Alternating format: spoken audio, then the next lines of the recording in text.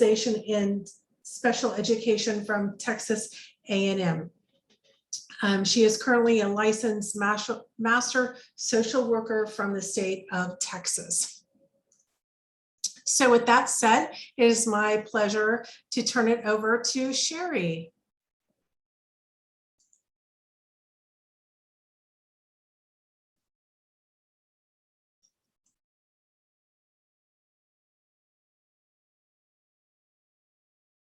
I'm on mute. Do y'all see the presentation? Or the, okay.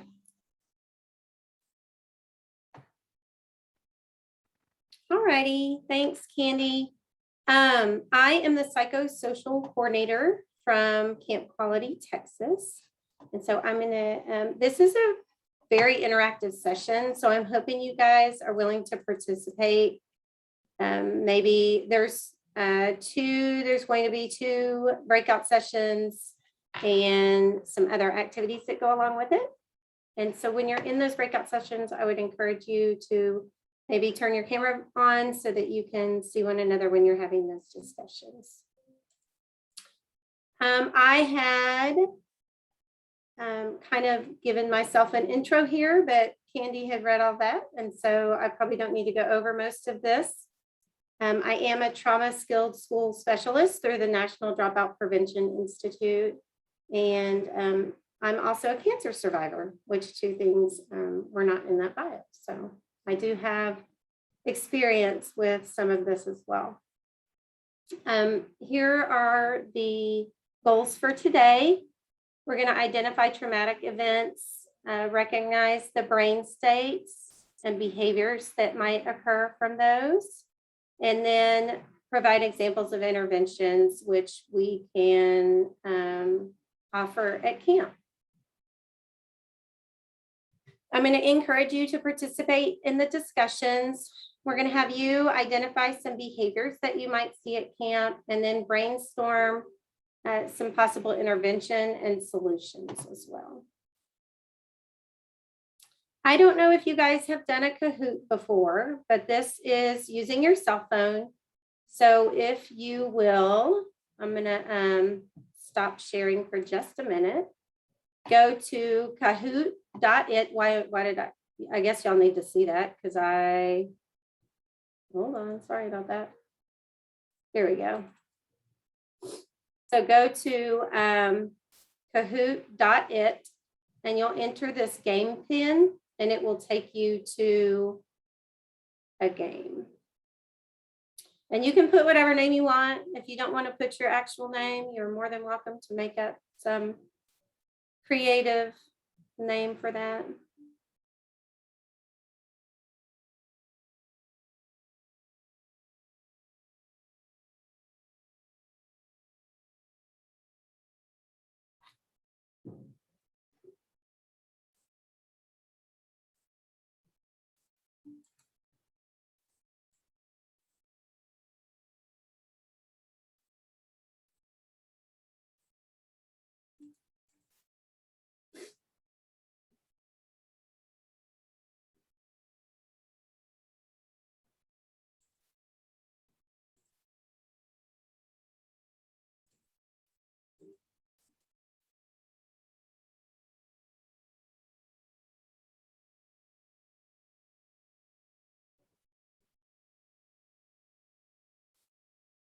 All righty, sorry, I guess y'all have seen that breakout room session. Okay, here we go. So I am going to start the game and the questions will pop up on your phones. And as you see those, you can answer them and we will find out. Here we go. What you guys know. Kind of a little pre-test for you.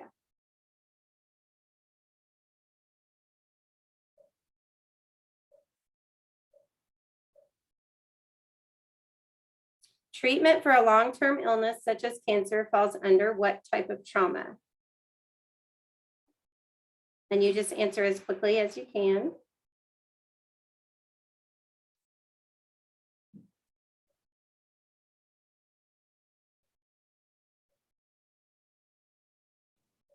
Hi, Sherry. I don't know if this is a me problem, but I'm only seeing like symbols coming up. I don't see like options. Oh, okay. Mine too. So, yeah. Okay, then I'll pull it up on mine.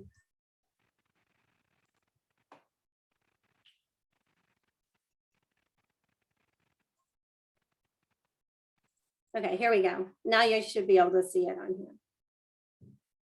That's great. Thank you. You're welcome. All right, there's 5 questions, so we will go to the next one. All right, Phil, Rachel. Okay, sorry about that, you guys.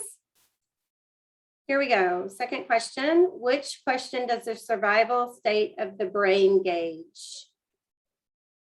Survival state.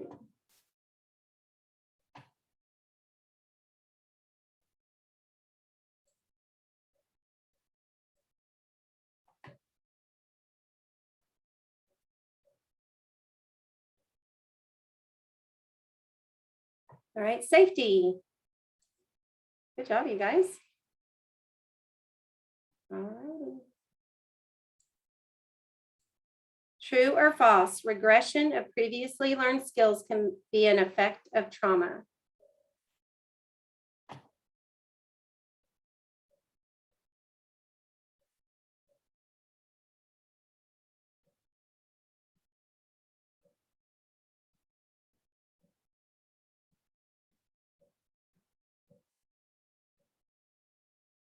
Excellent.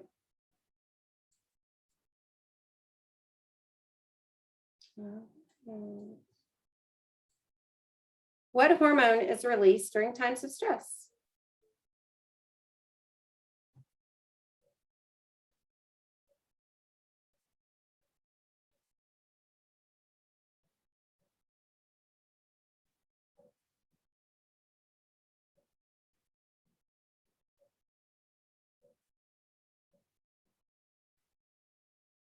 Excellent.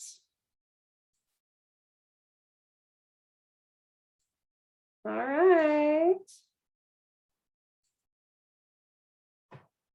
What percentage of children now survive cancer 5 years or more?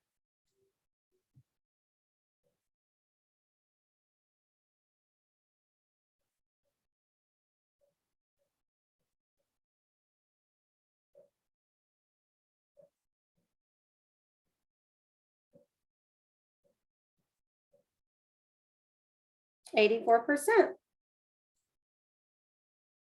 Right, here is our podium. CBIO got 3rd place. Rachel got 2nd. And Phil got 1st. And your prize is the satisfaction of knowing that you got those places. So I am going to bring the presentation back up. That was just a little pre-quiz so that I could kind of see where you guys are as far as the background with trauma and some of those behaviors. So we will go back to our presentation.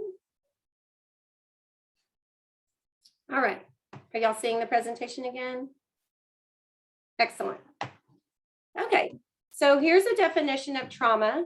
It's an emotional response to a distressing experience. Traumatic events tend to be sudden and unpredictable, involve serious threats to life, and are beyond a person's control. They undermine a person's sense of safety.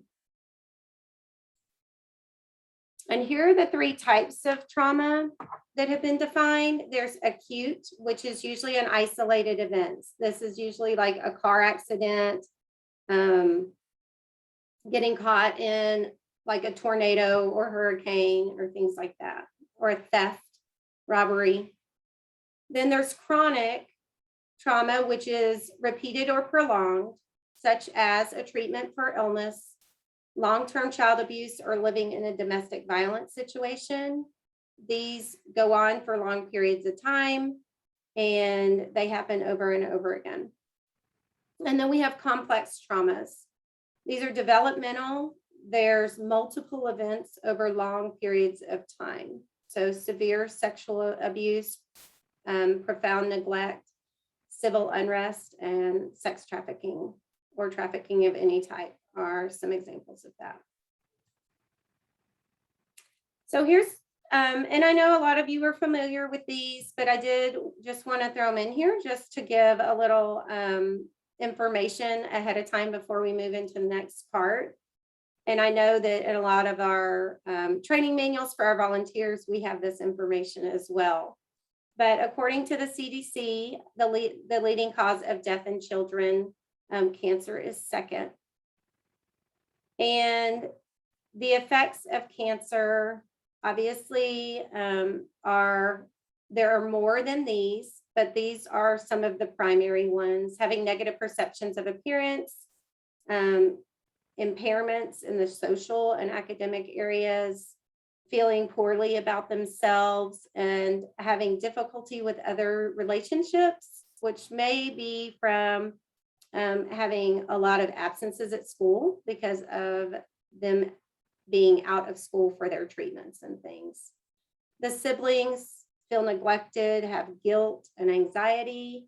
And then the families oftentimes have stressed relationships or strained relationships, difficulty financially, and guilt as well. So we are going to talk about some of the brain states.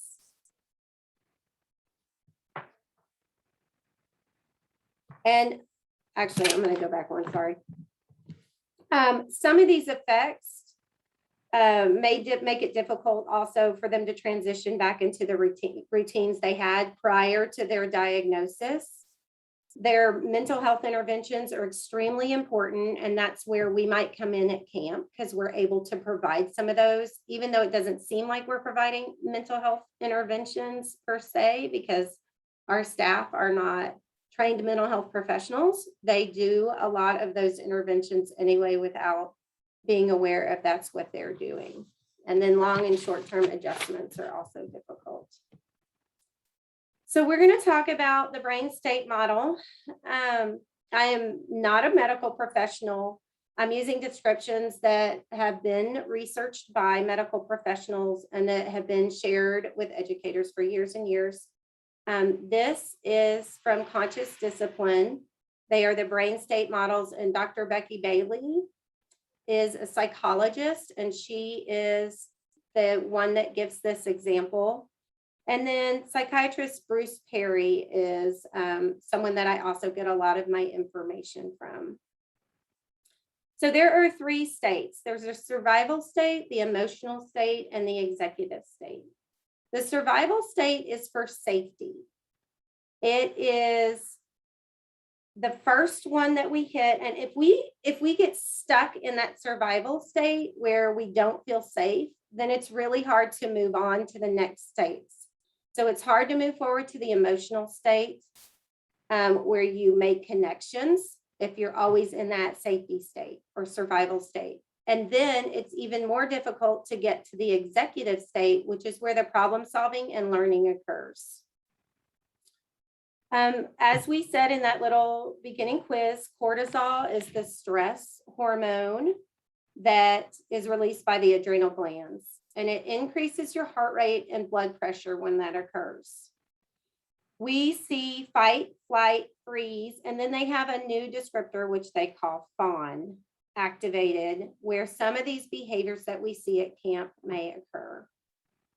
Fight is irritability or anger and aggression.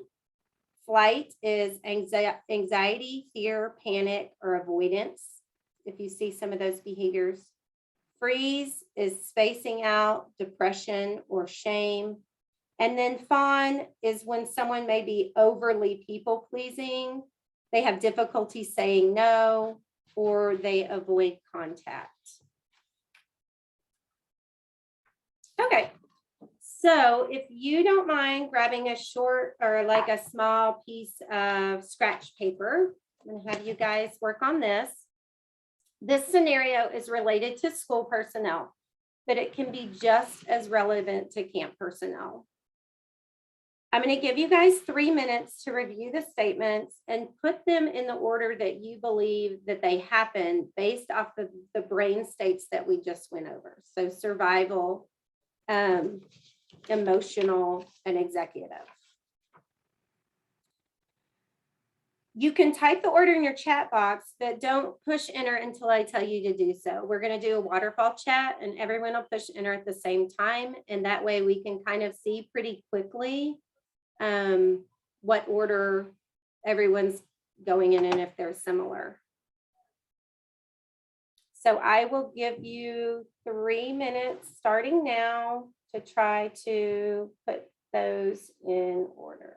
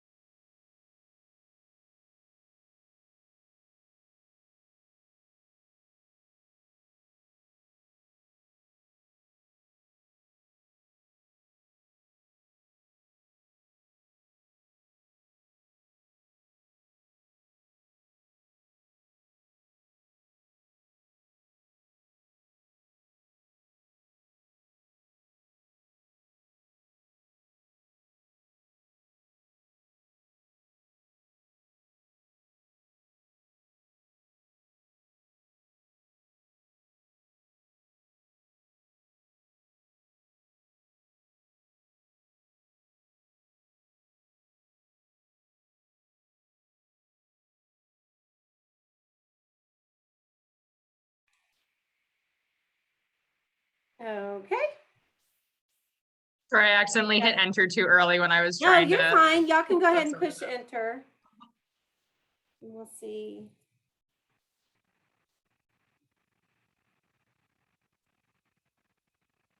Similar.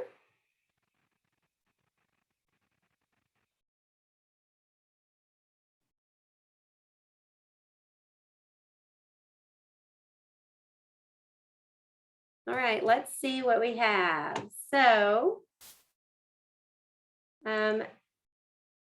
3, 7, 1, 5, 2, 6, and 4. So here's our order.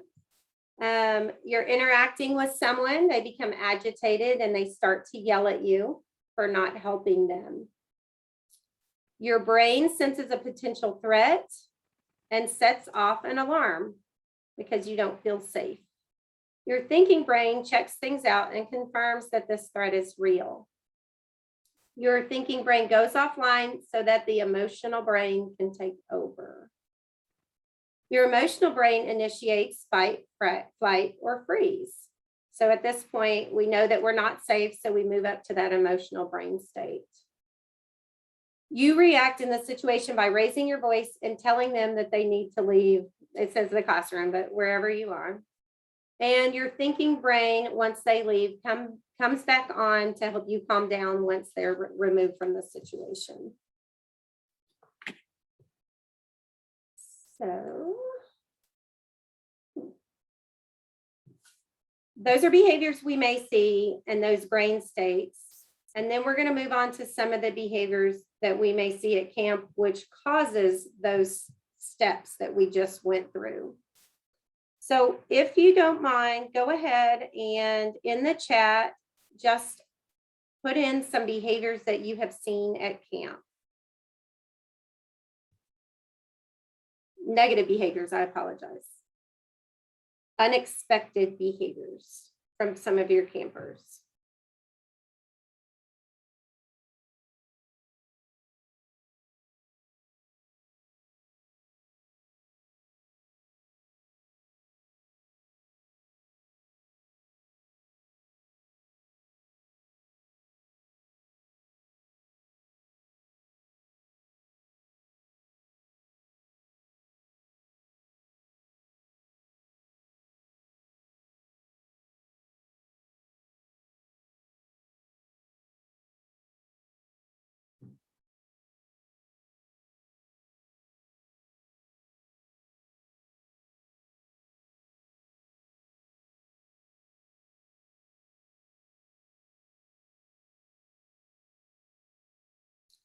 So as these are being put in, please kind of look at them and compare some of the ones that you might have seen. I know you guys are identifying a few. And look and see if you see some commonalities between them. I see a lot of aggression,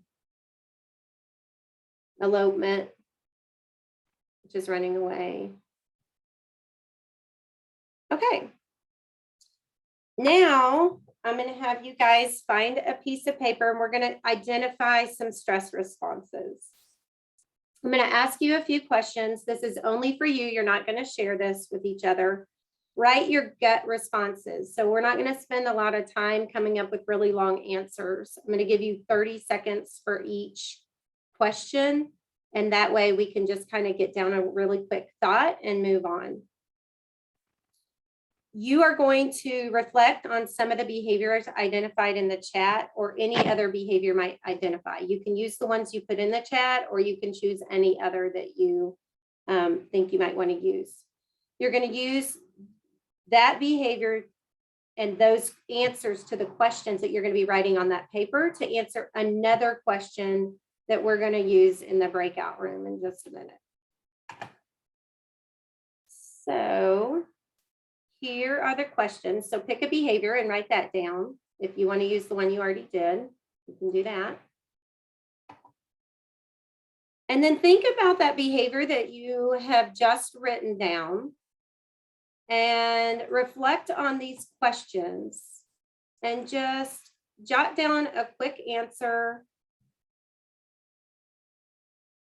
to go along with the behaviors that you identified.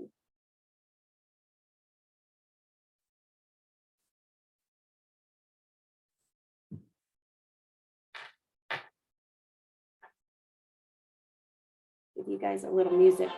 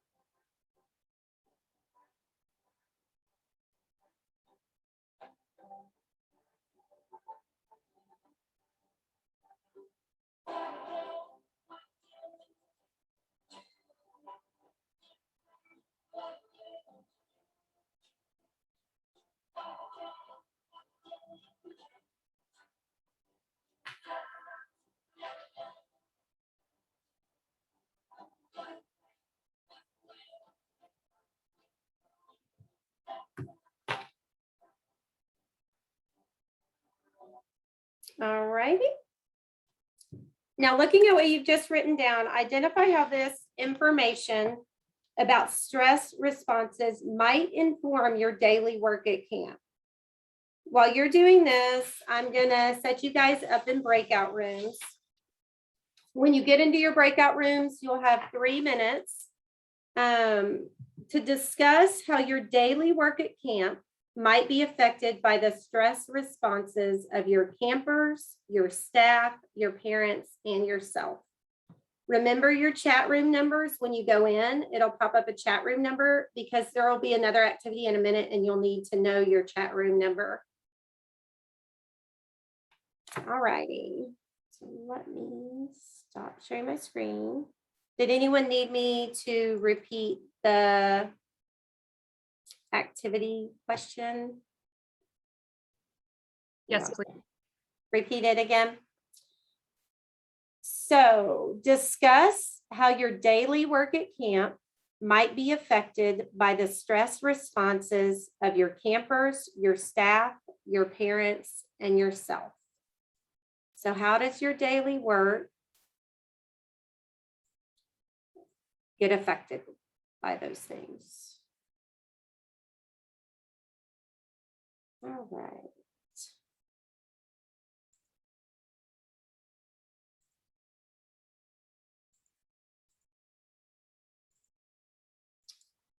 As soon as I get these assigned, I will send you guys to those.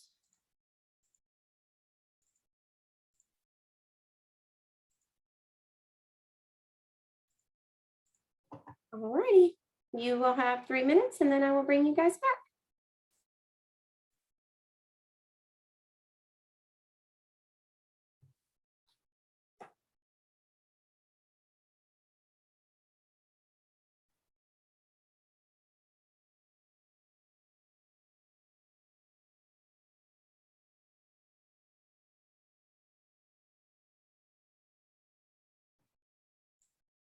I left you guys in here. You want to be moved? Well, Kimmy Oh, you're good. and Stacy are in a different room, I think. I don't Fine, because I'm at work and I I'm trying to multitask. Okay. so I can't get on my computer at work. I'm on my phone and it's not really good. So this is good for me. Oh, I got choked. You might have to give some examples of what you're talking about to get us started, because I wouldn't have been able to. And I know you really well. From the question, did you look at the questions? It's still hard for me. I'm not gonna lie. Okay.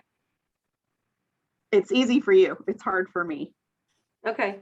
I agree, because I mean, I'm coming in not in the same background as you. So for me, it's like, for example, and then people can spawn off of that. Okay. I mean, I just came to as your session. So You just what? I came to as your session. She came to support you. Thank you. You're welcome. I mean, Me too. Yeah, and I'm used to presenting to educators, so it may be a little different because they may not have the background. So Right, that's why I'm saying the for example is really good. Jody. Yeah, of course Jody got of course it. Jody gets it. But even share your personal experiences at camp, like for example, because that'll break it from your school to a camp Okay. for sure. So I'll just give, when they come back, I'll give examples.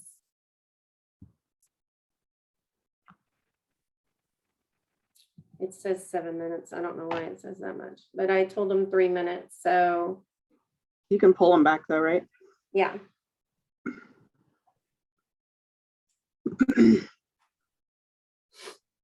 And Candy, I didn't see Connie on here, so I hit record. There are only two I don't people know if in she's one still room. having internet problems or not. No, I just waiting for Oh, 4 she's there. o'clock. I I'm didn't even here. see you. I was thinking 4 o'clock, so I was ready to start. Oh, Oh, time change thing didn't, oh. Yes. I missed okay. the intro. They're gonna Yeah, come back in I 60 went- Okay. seconds. went in Okay. and changed all my settings.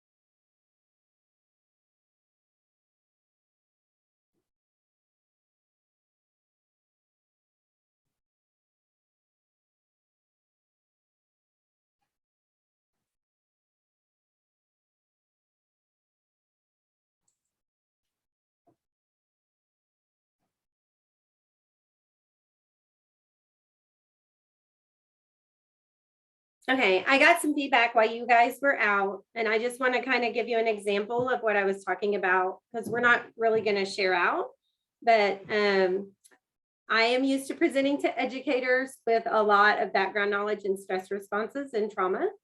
And so I don't know if that's some of the conversations that you guys had when you were in your breakout rooms, but an example of this might be you having a camper that is constantly starting fights, for instance. The way that your operations might be adjusted is that we know that we need extra support for that camper. And so we might move one of our companions. For Camp Quality, we have a one-on-one situation. So, and some of our campers might have 1 to 2 based off of their behaviors. And so if we come in, there's a new camper, we see that they're having some behaviors, our operations may be adjusted because we have to move one of our companions to be with that camper for extra support. Does that make it more clear? Okay, so I hope you guys were able to reflect on some of that and get some of that out of that. And I hope that clarified just a little bit. All right, so I'm going to share my screen again.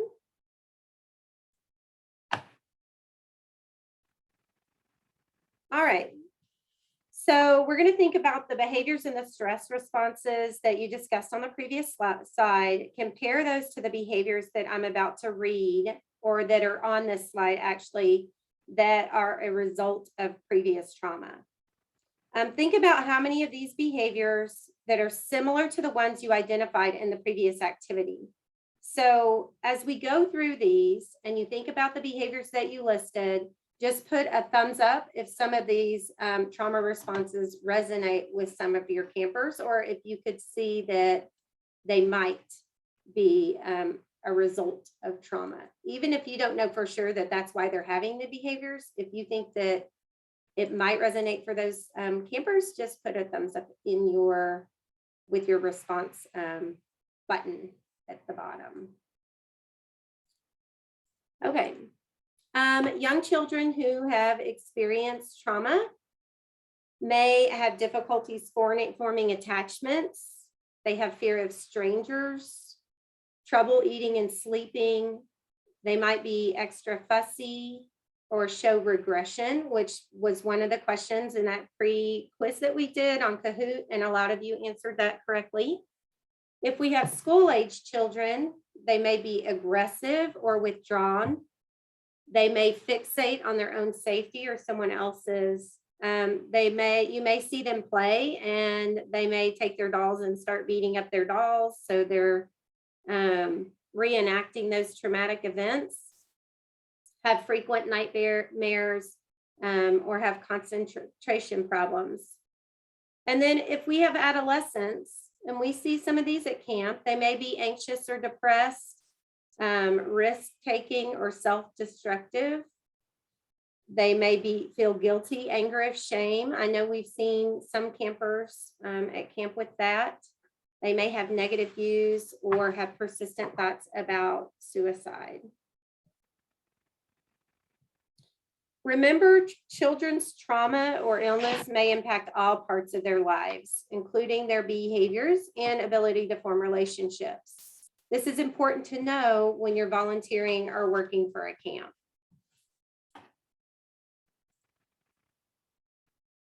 Okay. Using the information that you've been given, we're going to look at some of the negative descriptors that you might have heard staff say about some of the campers attending your camps. So we're going to try to shift the mindset from negative thinking to a more traumatic lens, or we're going to focus on how to deal with that trauma. So we're going to put on trauma glasses. They're going to be used to reframe our thinking about why campers might have the behaviors that they do. So look at the word manipulative. Without trauma glasses on, we may say this camper's manipulative. They're always trying to get us to do X, Y, or Z. And the way they do that is to manipulate a situation to try to get what they want. In reality, they may be trying to get their needs met by doing whatever's necessary to survive their situation. As was said before, our campers are suffering chronic trauma, which may affect their relationship forming and their responses to stressful situations. For our patient campers, this may include trying to get attention or tangibles that they get at home, but when they come to camp, they may not be getting the same amount of attention, or they may not be getting the same tangibles or objects or snacks or whatever the case may be that they get at home. If your camp takes siblings, which our camp does, then this could be a result of their family focusing on their ill sibling, and they're trying to get noticed to get their needs met for that attention. All right, so I'm going to send you back into your chat rooms. And the number should pop up again, or if you remember it, that would be good.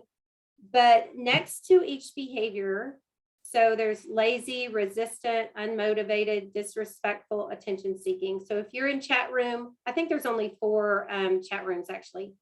But if you're in chat room 1, then you'll focus on lazy. Chat room 2, you'll focus on resistant. Chat room 3, you'll focus on unmotivated. What I'm going to have you guys do is think about that word and then change it to a more trauma-focused lens. So for manipulative, we said that with the trauma glasses on, they may not be manipulative. They may be trying to have their needs met in certain ways or trying to do whatever necessary to survive. So I'm going to put you guys back in there for a few minutes and see if you can come up with, and remember this slide as well, because some of them, even from their illness and being in hospitals all the time and having those effects on their families, may have some of these behaviors to get certain things or to meet needs that weren't met or to get past that safety brain state. All right, so I will put you guys back in there.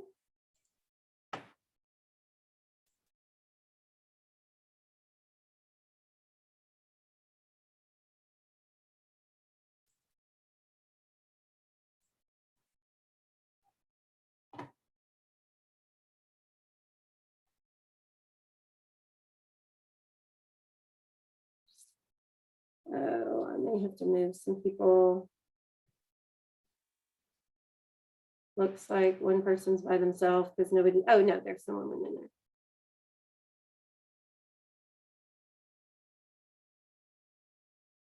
Is that more clear?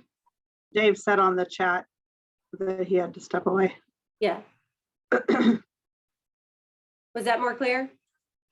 Yeah, every time you can give tangible camp examples to help support whatever it is you're talking about. It's just more meaningful. Well, I So- do in a lot of the other places. People like I just didn't think to give an example to start that off because we had just gone over the brain states and stressors. So I just Yeah, no, I think it's helpful. got it. Here, I've got one for you. How can you tell the difference between a bad behavior versus a trauma-based behavior? Or is there a difference? You can't. All behavior is based off trauma. No, Like, should we always have that lens to try to be more open to things we don't know about? I think so. I think, and that would be a good question to pose at the very end. I think we always need to have that trauma lens on, especially for our camps, because we know there's trauma, Right. Right. right? Like, I mean, even if the family is coping well and they're handling it, or they seem like they're handling it, there's always, we know there's trauma going on. Well, I'll just say this, all behavior serves a purpose and Lisa, so you need to like understand what the underlying purpose of that behavior is. You know, is it attention Yeah. seeking? Is it what? So that's kind of like, it may not be trauma related, but it's doing something, you know? I can ask that question. I have no problem asking dumb questions. That's not a That's a dumb good question. That was I a have really no good question. Good reservations. question. I mean, how can you tell the kid's not just being a brat, or there's actual like, but I mean, but Sherry's right. Like in our situation, there's always going to be a basis. for it. Trauma, but is the behavior because of the trauma, Right. you know, even though Yeah. there is trauma. Yeah. Yeah. We know those kids. And I'm not having them share out in any of this because I figured they're sharing in their groups. Yeah. And I was trying to like compress time.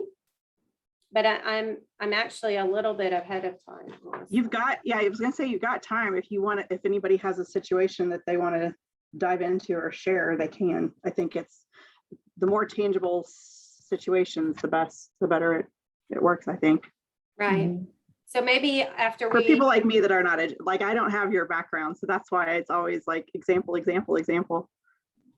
so maybe after we go over these answers, and maybe I'll have each chat room go ahead and share since we have the time. And then we can get examples from camp that might go with that. Sound good? Okay, I give them 60 seconds to come back.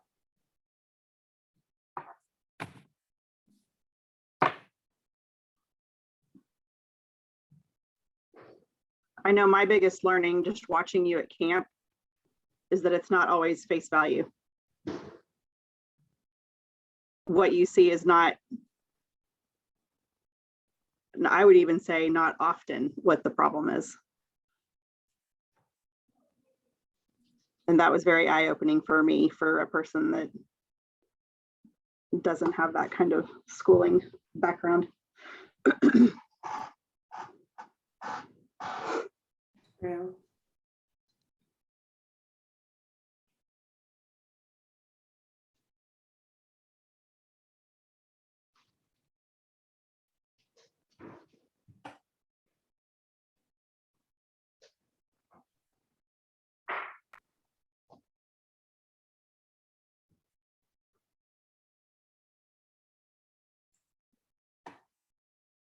Welcome back. So while you guys were gone, I had a question posed. How do we know whether the negative behaviors are just behaviors or whether they're trauma based?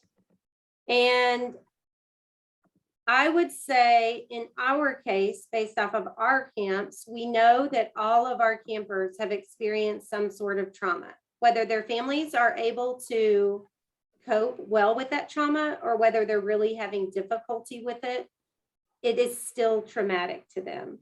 So a lot of the behaviors we're going to see are going to stem from that trauma. Now, 80% of, I can't remember the exact number, but it's somewhere around 80% of all people have experienced some sort of trauma. Like I mean, and there could be little traumas or big traumas based off of, like, a move might be a little trauma, but then a car accident or a long-term illness might be a large trauma. So in our case, I would be safe to say or assume that most of the behaviors we're going to see at camp are trauma related in some form or fashion.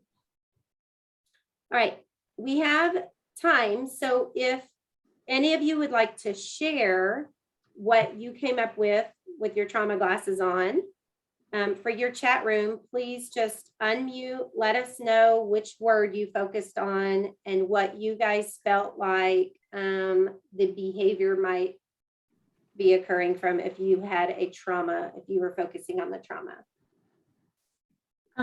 So we were in breakout room 1, me and Jamie, yes.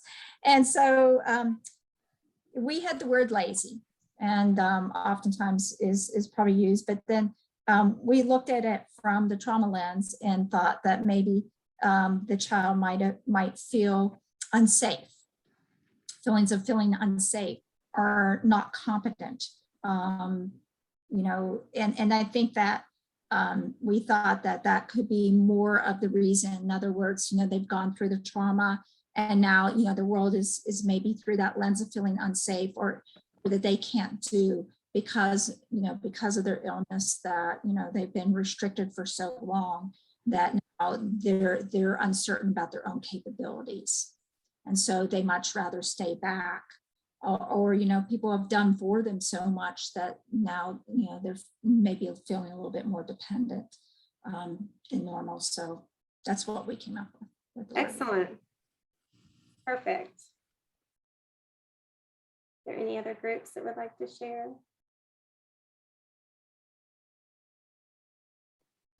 We can share. We were group 4. Okay. Just respectful. So a few things we came up with is first, kind of the red carpet effect, that the kids have been, gotten so much of what they, been, almost like, I would say spoiled, but they get so much when they're diagnosed and then in the hospital and everything. And, they're just kind of used to getting stuff, or, almost taking it for granted. I'm based in New York, and I don't know if this happens other places, but, I just see a lot of families just having such a tough time navigating the insurance and the medical system and the education system, and it just makes me angry too. Makes them angry, makes me angry, and I'm sure some of these kids see their parents acting this way, getting upset about everything and probably being some disrespectful when they're told, no, they can't have this or they can't have that. But yes, my child needs extra support in school. My child needs this. She's missed school, so that's a trauma effect. But I think that does play out at camp. Comes to camp. So so those are the areas that we talked about. Wonderful. Yeah. Thank you. Any other groups?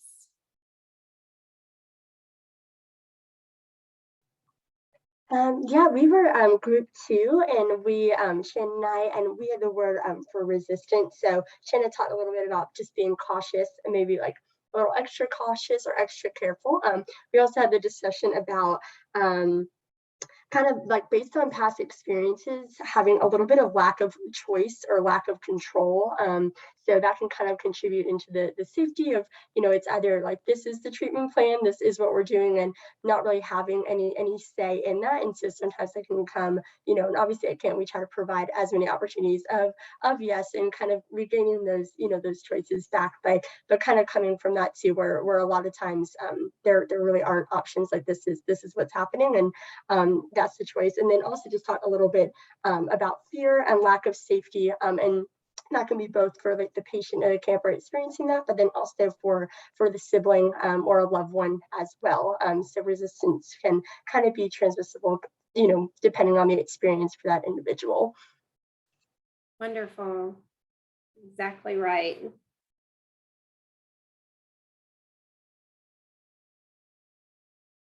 Any other groups? I think there might be one more group if y'all want to share. If not, we can move on.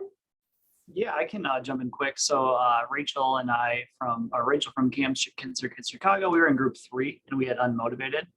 And so we were kind of talking about how we, both of our camps sometimes see kids who are currently are active in treatment, whether it's through virtual programming or in-person programming. And, you know, right away you might be like, these kids just might be unmotivated to do something, but because of their treatment that they're going through, they might just be, you know, tired and exhausted. And, you know, even if the activities are really exciting, they just don't have the energy themselves to participate. And then we had talked about how, again, I think a few groups had mentioned it, just the safety aspect of it. Their mind might be wandering elsewhere. You had mentioned with the adolescents that they might be suffering from anxiety or depression, which can definitely lead to being unmotivated to do things because they're worried about an external factor that's outside of camp. And then just helping them to feel safe and then to feel connected with our community might help them to open up a little bit more and to feel that motivation to participate. Great. And that's where we and our staff come in, right? To be able to do that. So here are some of the answers that were on here. So lazy, they may be overwhelmed or lack organization skills to make decisions about what to do first. Resistant, mistrustful of others, not used to making their own decisions. I think one of you guys mentioned, right? And afraid that if they do choose, they may not get to choose what they want. Unmotivated, overwhelmed, depressed, fearful, disrespectful, threatened, unsafe. I think you guys mentioned it in that group that they might feel unsafe. And then we didn't have attention seeking group, but maybe being disconnected, unheard by others. And this a lot of times we see with our siblings, right? They don't get a lot of attention at home sometimes because their parents are so involved with their ill sibling. And so they might be trying to get that attention that way. So how can we provide interventions at camp, or how do we combat the behaviors that come from trauma? Early intervention is key, and we're able to build relationships in such a short amount of time that makes such a huge difference for our campers. So if you look at that positive relationships piece, when we build those positive relationships, that increase the self-worth for our campers. It makes it easier to build community and helps proactively correct those behaviors. A lot of times, if we have relationships with our campers, their behaviors will decrease for the people that they have relationships with. And a lot of times we see an increase in behaviors with people that they don't. Children listen to the adults that they feel are invested in them and get to know them. Structure and consistency. The structure in our camp environments provide confidence and help regulate the brain. Consistency through our scheduling helps people feel more comfortable and allows them to build a routine. And that's not just for our campers, but also our staff. Having that routine makes it a lot easier for people to relax. Empowerment. Our camp does not allow digital devices, and I have a feeling many of yours don't either. Being present is the biggest thing that we can do for our campers. By being present, we're able to empower them to make their own choices. And when children are ill, like one of the groups mentioned, they don't have control over their choices. They're told this is when your treatment's going to be. This is how you're going to go to school. People are making decisions for them all the time. And at camp, they have the freedom to make their choices, their own choices, even if it's just for lunch choices or activity choices, and that helps build their confidence. Support. Every activity that we do at camp builds community and belonging. Campers have cabin groups and activity groups. They play games where they support one another, and they witness others supporting one another in appropriate manners. The playing of these games provide moments of happiness and joy. The campers know they're an important piece of the camp and each day, and that they need to be present and available to do those things. We have connection with nature. Providing an environment that's clear of stressors is essential. When we're out in nature, I know that's an escape that many of us need. We take vacations, we try to refuel. And it works just the same for kids as it does for adults. And then we have the social development. At camp, we have days filled with verbal and nonverbal interactions. This provides a sense of purpose for our campers.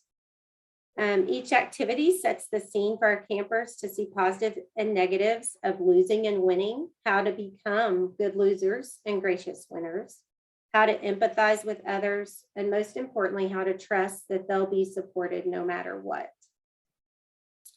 What do all of these interventions provide? They provide safety. Safety is the key to moving through those brain states so that the kids can thrive. And our camping programs offer that opportunity for all of our campers. So here are the things that we talked about. Understanding trauma, the brain states, recognizing the behaviors that we see at camp, and providing interventions give our campers complete success. And here's one of my favorite quotes. Reach out to me if you have any questions at all. My email address is on there. Do any of you have questions right now that I might be able to answer in our last couple minutes?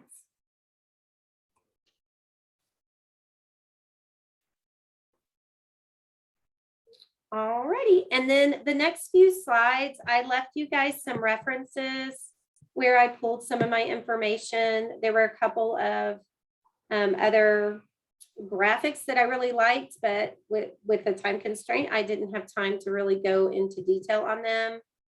This video is an excellent video. If you have time to go look it up on YouTube, it talks about how kids feel safe, and if they're not getting their needs met, how we can intervene to allow them to move forward and thrive anyway, as long as we intervene early. Oops, I didn't mean to play it. And then these are the answers to those activities that we did, because I believe in the handouts, they're kind of blocked out. Thank you guys so much, and I hope you have a great day today. A great afternoon. Thank you so much, Sherry. And if we can all give Sherry just a little bit of love for being with us today and sharing her knowledge, I know she would appreciate it. Thanks, Sherry. Thank you. Thank you.